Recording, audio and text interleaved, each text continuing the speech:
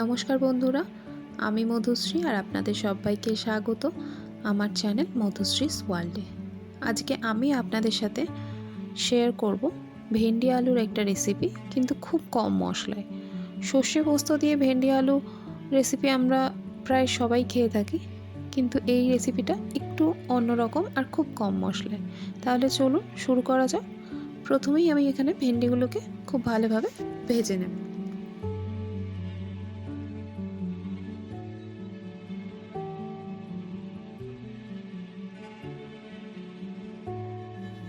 ভিন্ডিগুলো দেখুন এখানে ভাজা কমপ্লিট, ঠিক এরকমই ভেজে আমি তুলে রেখে দেব।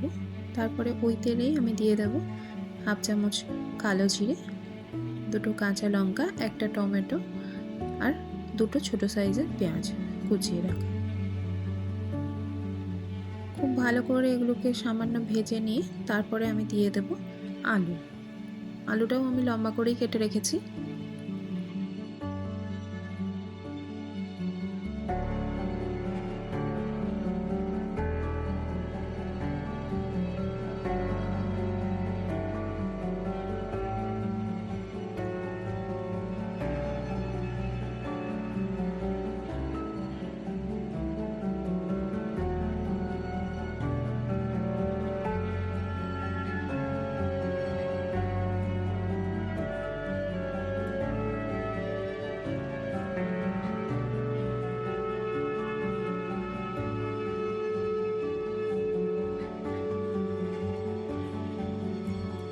আলুটা এখানে খুব ভালোভাবে ভাজা হয়ে গেলে যে আদাটা আমি দেখালাম ঠিক অতটা পরিমাণই আদা আমি গ্রেট করে এখানে দিয়ে দিয়েছি। একটু নাড়িয়ে নিয়ে তারপরে দিয়ে দেব হাফ চামচ হলুদ গুঁড়ো আর হাফ চামচ জিরে গুঁড়ো।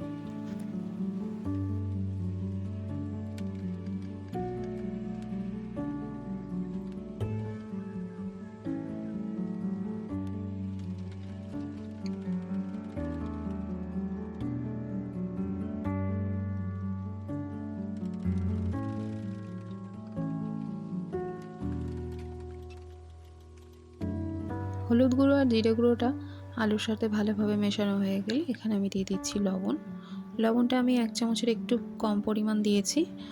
আর এখানে চিনি দিয়ে দিয়েছি, আমি চিনিটা ওই 1 চামচের একটু কম পরিমাণই দিয়েছি। ভেন্ডির যে কোনো পদ যেহেতু একটু মিষ্টি মিষ্টি হয়, ওই জন্য চিনিটা এখানে একটু পরিমাণটা বেশি দিয়েছি।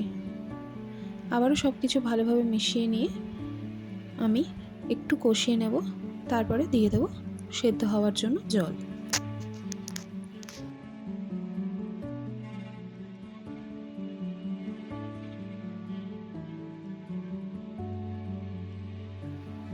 আমি এখানে ঠান্ডা জল ব্যবহার করেছি, আপনারা চাইলে গরম জলও ব্যবহার করতে পারেন। জলটা যখন খুব ভালোভাবে ফুটে যাবে তখন ফ্লেমটাকে লো করে আমি ঢাকা দিয়ে 5 মিনিটের জন্য সেদ্ধ হতে দেব।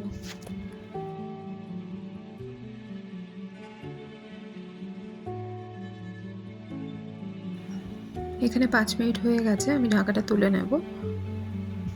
তারপরে এর মধ্যে আমি দিয়ে দেব ভেজে রাখা ভেন্ডিগুলো।